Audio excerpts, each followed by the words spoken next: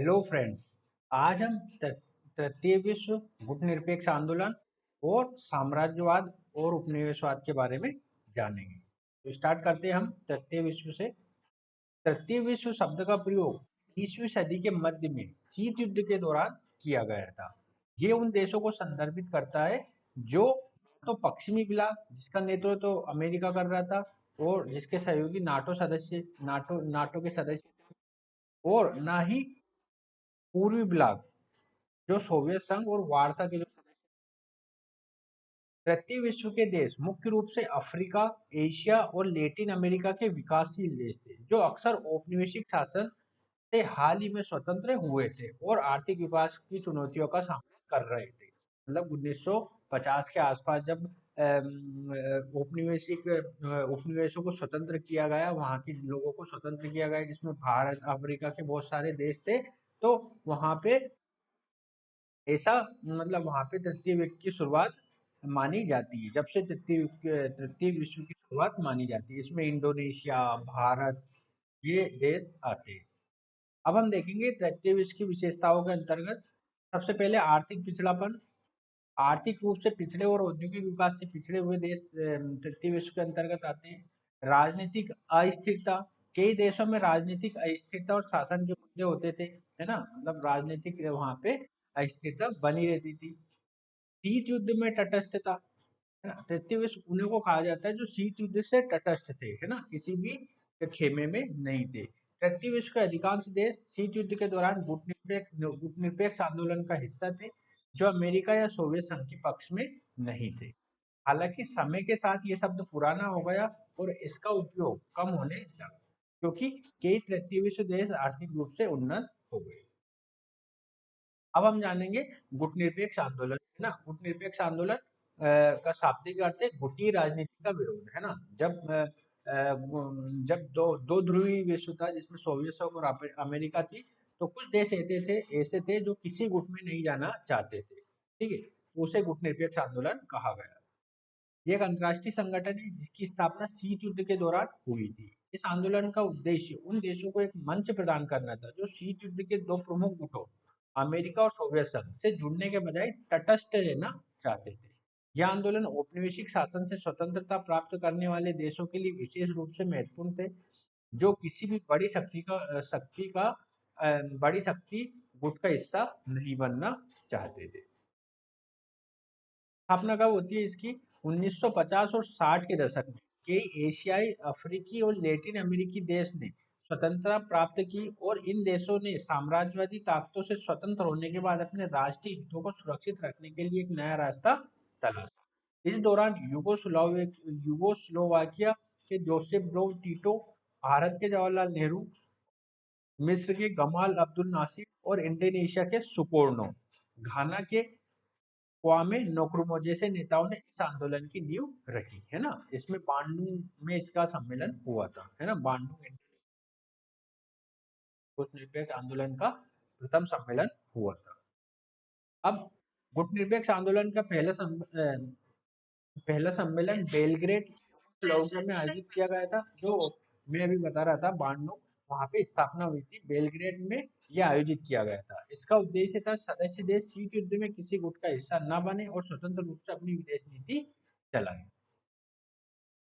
गुटनिरपेक्ष आंदोलन के अगर प्रमुख उद्देश्यों को देखें तो पहला है सार्वभौमिकता और राष्ट्रीय स्वतंत्रता का समर्थन। गुटनिरपेक्ष आंदोलन ने उन देशों के आत्मनिर्णय और स्वतंत्रता का समर्थन किया जो उपनिवेशवाद से मुक्त हो रहे थे। आर्थिक असमानताओं को समाप्त करना, गुटनिरपेक्ष देशों ने वैश्विक आर्थिक असमानताओं और शोषण के खिलाफ आवाज उठाई। विकासशील देशों की प्रगति का समर्थन किया। शांति और तटस्थता, यह आंदोलन विश्व शांति को बढ़ावा देने और सैन्य गठबंधनों से दूरी बनाए रखने पर जोर देता था, है ना। जैसे विशेषकर वार्सा और जो अमेरिका के नेतृत्व में था, उसको उससे दूर रखना इसका उद्देश्य था। समानता और न्याय, यह आंदोलन देशों के बीच समानता, न्याय और सह अस्तित्व के सिद्धांतों पर कार्य करता था। हालांकि अब वर्तमान प्रासंगिकता देखें। वर्तमान प्रासंगिकता हम इस संदर्भ में कहते हैं जब 1991 का सोवियत संघ का विघटन हुआ, तो विश्व दो ध्रुव से समाप्त होकर एक ध्रुव या बहुध्रुव पे आ गया। एक ध्रुव मतलब ये कह सकते हैं कि अमेरिका का प्रभुत्व स्थापित हो गया और दो ध्रुवीय दुनिया नहीं बची। सोवियत संघ का ज्यादा ज्यादा शक्ति नहीं बची, वो अब सैन्य शक्ति से ही मजबूत है, उसकी आर्थिक और राजनीतिक क्षमताएं कमजोर हो चुकी है। तो ये क्या वर्तमान प्रासंगिकता क्या कह सकते हैं कि अब गुटनिरपेक्ष आंदोलन समाप्त होना चाहिए, क्योंकि वो गुटी राजनीति का विरोध करता था। परंतु वर्तमान में भी गुटनिरपेक्ष आंदोलन की प्रासंगिकता बनी हुई है। किन अर्थों में बनी हुई? गुटनिरपेक्ष आंदोलन का वास्तविक उद्देश्य था कि जो नव स्वतंत्र देश है उनके आर्थिक, सामाजिक और राजनीतिक विचारों को आगे बढ़ाना और इन लोगों का आर्थिक सशक्तिकरण करना। तो वर्तमान में भी ऐसे बहुत सारे देश हैं, अफ्रीका के देश है, दक्षिण अमेरिका के देश है, एशिया के ऐसे देश है जो अभी आर्थिक रूप से सक्षम नहीं है, कमजोर और पिछड़े हुए हैं। तो इन लोगों की बातों को एक इकट्ठे मंच पर साझा करना इस आंदोलन का उद्देश्य था, है ना। एक एक उद्देश्य ये भी था। तो वर्तमान में भी इसकी प्रासंगिकता बनी हुई, प्रासंगिकता कम जरूर हुई है लेकिन इसकी प्रासंगिकता समाप्त नहीं हुई है। हालांकि शीत युद्ध समाप्त हो गया और सोवियत संघ भी अभी नहीं है, फिर भी गुटनिरपेक्ष आंदोलन का महत्व तो आज भी बना हुआ है, विशेष रूप से निम्नलिखित कारणों से। कौन कौन से? बहुध्रुवीय विश्व में संतुलन। आज की दुनिया में विश्व केंद्र केवल अमेरिका या रूस तक सीमित नहीं है। यूरोपीय संघ, भारत और अन्य देश भी वैश्विक मंच पर उभर रहे हैं। गुटनिरपेक्ष आंदोलन आज भी उन देशों के लिए महत्वपूर्ण है जो किसी भी बड़ी शक्ति के दबाव में आने से बचना चाहते हैं। नेक्स्ट, वैश्विक आर्थिक असमानता। गुटनिरपेक्ष आंदोलन के सदस्य आज भी गरीबी, असमानता और विकास की नई समस्याओं से जूझ रहे हैं। ये मंच उन्हें एकजुट होकर वैश्विक आर्थिक न्याय की मांग करने का मौका देता है। विकासशील देशों की आवाज। गुटनिरपेक्ष आंदोलन आज भी विकासशील देशों की आवाज को अंतर्राष्ट्रीय मंचों पर रखने का एक सशक्त माध्यम है, चाहे वो जलवायु परिवर्तन हो, व्यापार समझौतों की असमानता हो या वैश्विक शांति की आवश्यकता हो। यह आंदोलन विकासशील देशों के हितों की रक्षा करता।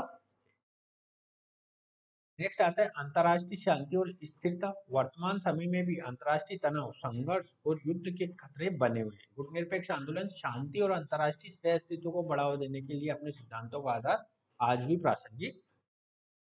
नव उपनिवेशवाद का विरोध। देखो, नव उपनिवेशवाद क्या होता है मैं ये बता देता हूँ। सबसे पहले साम्राज्यवाद आता था मध्यकाल के दौरान, 15वीं 16वीं शताब्दी के, जब विभिन्न राजा महाराजा अपने साम्राज्यों का विस्तार करते थे, जिसमें आप देख सकते हैं फ्रांस के शासक जिसमें बूर्बो वंश था, ऑस्ट्रिया के वंश, है ना। तो ये थे वो साम्राज्यवाद के बाद आता है उपनिवेशवाद। उपनिवेशवाद के अंतर्गत आप देखेंगे तो इटली अ, इटली ने अपने साम्राज्यवाद को बढ़ावा दिया, जर्मनी ने अपने साम्राज्यवाद को बढ़ावा दिया, ब्रिटेन सबसे बड़ा प्रणेता था उपनिवेशवाद का, है ना। उपनिवेशवाद में क्या होता है कि ये जो अपनी कॉलोनी बनाते हैं, किसी दूसरे क्षेत्र में जाके अपनी कॉलोनी बनाते हैं, वहां अपने लोगों को रखते हैं और उसका शोषण करते हैं। ठीक है, ये उपनिवेशवाद कहलाता है। और एक आती है नई टर्म, नव उपनिवेशवाद। नव उपनिवेशवाद में क्या होता है, लोगों के व्यवहार को अपने नियंत्रण में लाया जाता है। जैसे अगर आप देखेंगे तो अमेरिका नव उपनिवेशवादी नीति अपनाता है। जैसे कैसे अपनाता है? विश्व बैंक हो गया है या या आईएमएफ के जरिए ऐसी नीतियां बनवाता है कि जो पूरे देश है अमेरिका के प्रभुत्व में आ जाए। जैसे पूंजीवाद को बढ़ावा देता है अमेरिका, है ना। और जो अमेरिका के फेवर में चीजें आती है उससे वो संस्थाएं बनाकर विभिन्न छोटे छोटे देशों को ऋण ऋण वगैरह देके अपने नियंत्रण में लाता है। तो इसे नव उपनिवेशवाद की संज्ञा दी जाती है। आधुनिक समय में आर्थिक और राजनीतिक रूप से शक्तिशाली देश कमजोर देशों पर प्रभाव डालने की कोशिश करते हैं। गुटनिरपेक्ष आंदोलन इस प्रकार की नीतियों के खिलाफ है और दोनों देशों को स्वतंत्रता और आत्मनिर्णय का समर्थन करता है। अब निष्कर्ष क्या लिख सकते हैं हम? गुटनिरपेक्ष आंदोलन ने 20वीं सदी में शीत युद्ध के समय वैश्विक राजनीति में महत्वपूर्ण भूमिका निभाई थी और आज भी विश्व राजनीति में महत्वपूर्ण बना हुआ है। वैश्विक असमानता, जलवायु परिवर्तन और शांति शांति बनाए रखने जैसे मुद्दों पर इस आंदोलन की विचारधारा आज भी प्रासंगिक है। यह संगठन एक ऐसा मंच प्रदान करता है जहां विकासशील देश अपनी समस्याएं और चुनौतियों का समाधान एकजुट होकर तलाश सकते हैं। तो ये हो गया गुटनिरपेक्ष आंदोलन। अब आता है साम्राज्यवाद और उपनिवेशवाद। साम्राज्यवाद और उपनिवेशवाद दोनों अवधारणा एक दूसरे से संबंधित है और मुख्य रूप से किसी एक देश द्वारा दूसरे देश या क्षेत्र पर राजनीतिक, आर्थिक और सांस्कृतिक नियंत्रण या प्रभुत्व जमाने से संबंधित है। हालांकि दोनों के बीच कुछ अंतर है, जिसका जिनका अर्थ उद्देश्य अलग-अलग हो सकता है। सबसे पहले देखेंगे हम साम्राज्यवाद क्या होता है।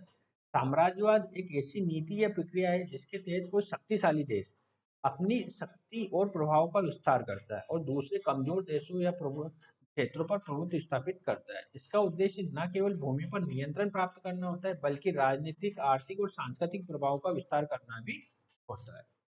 आर्थिक प्रभुत्व अगर विशेषताओं को अगर देखें तो आर्थिक प्रभुत्व साम्राज्यवादी देश अपने संसाधनों और आर्थिक हितों को बढ़ाने के लिए दूसरे देश के प्राकृतिक संसाधनों का दोहन करता है। सांस्कृतिक प्रभुत्व साम्राज्यवादी शक्तियां अपनी सांस्कृतिक, धार्मिक और सामाजिक मूल्यों को दूसरों पर थोपने का प्रयास करती है। राजनीतिक नियंत्रण साम्राज्यवादी साम्राज्यवाद में देश प्रत्यक्ष या अप्रत्यक्ष रूप से दूसरे देशों की राजनीति और शासन व्यवस्था को नियंत्रित करने का प्रयास करता है। सैन्य शक्ति का उपयोग साम्राज्यवाद में अक्सर सैन्य शक्ति का उपयोग किया जाता है ताकि नए क्षेत्र पर नियंत्रण किया जा सके और विद्रोह या विरोध को दबाया जा सके। उदाहरण अगर हम देखें तो ब्रिटिश साम्राज्यवाद, ब्रिटेन ने एशिया, अफ्रीका और अमेरिका जैसे कई क्षेत्रों पर अपना प्रभुत्व स्थापित। अब हम देखेंगे उपनिवेशवाद। उपनिवेशवाद साम्राज्यवाद का ही एक रूप है जिसमें कोई देश दूसरे देश या क्षेत्रों से सीधे अपने शासन के अंतर्गत वहां अपने नागरिकों को बसाता है और उन पर शासन करता है। उपनिवेशवाद का उद्देश्य नए क्षेत्रों पर प्रत्यक्ष रूप से राजनीतिक और आर्थिक नियंत्रण स्थापित करना। उपनिवेशवाद की अगर प्रमुख विशेषताओं को देखें तो सबसे पहले प्रत्यक्ष नियंत्रण। उपनिवेशवाद में शक्तिशाली देश कमजोर देश पर प्रत्यक्ष रूप से शासन करता है, वहां की प्रशासनिक, कानूनी और आर्थिक तंत्र को नियंत्रित करता है।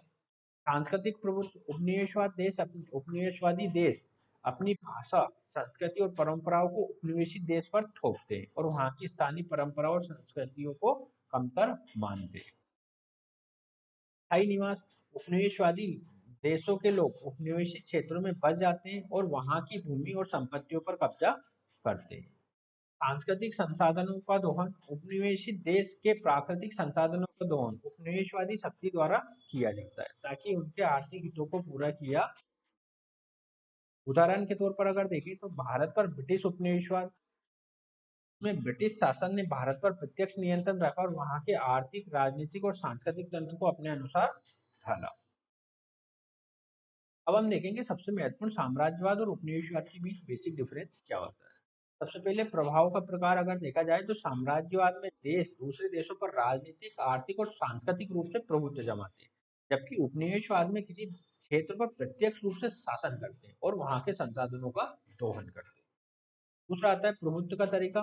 साम्राज्यवाद अक्सर राजनीतिक और आर्थिक प्रभाव के जरिए काम करता है, जबकि उपनिवेशवाद प्रत्यक्ष शासन के नियंत्रण के जरिए कार्य शासन करता है। उपनिवेशवाद के स्थायी उपस्थिति उपनिवेशवाद में शक्तिशाली शक्तिशाली देश के लोग देश में बसते हैं, जबकि साम्राज्यवाद में यह आवश्यक नहीं हो। अगर साम्राज्यवाद और उपनिवेशवाद दोनों का अगर प्रभाव देखें दोनों सम्मिलित रूप से तो दोनों की प्रक्रियाओं का उपनिवेशित देशों पर गहरा प्रभाव पड़ता है। इसमें मुख्य रूप से निम्नलिखित प्रभाव शामिल है। सबसे पहला आर्थिक शोषण होता है। उपनिवेशित देशों के प्राकृतिक संसाधनों का दोहन किया गया और वहां की जनता को आर्थिक रूप से कमजोर बना दिया जाता है। सांस्कृतिक दमन स्थानीय संस्कृति, भाषा और परंपरा को दबा दिया गया और साम्राज्यवादी संस्कृतियों को थोपने की जाती। अगला देखें तो राजनीतिक अस्थिरता उत्पन्न की जाती है वहां पे। उपनिवेशवाद के तहत उपनिवेशित देशों की राजनीतिक अस्थिरता बड़ी और स्वतंत्रता प्राप्त करने के बाद भी ये बनी रही, है ना। आधुनिकता का आगमन होता है, ये एक अगर सकारात्मक पॉइंट देखे जाए तो साम्राज्यवाद और उपनिवेशवाद से आधुनिकता को जन्म मिला। उपनिवेशवाद के चलते शिक्षा, स्वास्थ्य और प्रौद्योगिकी के कुछ क्षेत्रों में भी विकास हुआ, लेकिन ये विकास विकास अक्सर उपनिवेशिक हितों को ध्यान में रखकर हुआ। एक मैं अच्छा सा उदाहरण बताता हूँ। जब ब्रिटेन ने भारत को उपनिवेश बनाया तो उसने जो आधुनिकता जैसे रेलवे हो गया, शिक्षा हो गया, थोड़े बहुत जो उद्योग लगाए, है ना। और जो कृषि क्षेत्र में उसने नकदी फसलों का उत्पादन किया, ये भारत के संदर्भ में नहीं किया, ये ब्रिटेन के उपनिवेश को हित में रखकर।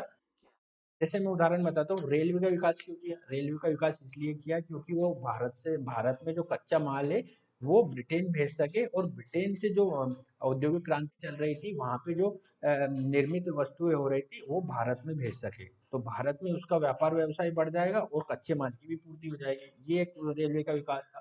दूसरा, भारत में नकदी फसलों का उत्पादन इसलिए दिया गया क्योंकि ब्रिटेन में औद्योगिक क्रांति हो रही थी, वहां पे नील की जरूरत थी, तो भारत में नील की कृषि को बढ़ावा दिया गया, है ना। और तीसरा, अगर हम और अगर देखें, और जो शिक्षा है ना, शिक्षा को बढ़ावा क्यों दिया गया है ब्रिटिश लोगों ने भारत में, और इसलिए दिया गया को ऐसे मध्यम वर्ग का वो निर्माण करना चाहते थे जो रूप और रंग में तो भारतीय हो, परंतु आचार विचार और संस्कृति में एक इस व्यक्ति को ब्रिटिश व्यक्ति को जन्म दे सके, मतलब ब्रिटिश व्यक्ति का निर्माण कर सके, है ना।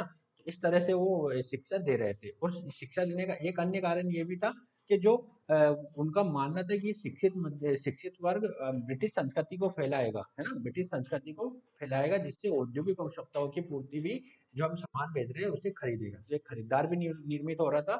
और उनके क्लेरिकल पोस्ट जो इकट्ठे कर रहे थे, उनका वास्तविक उद्देश्य ये नहीं था कि लोगों को शिक्षित किया जाए।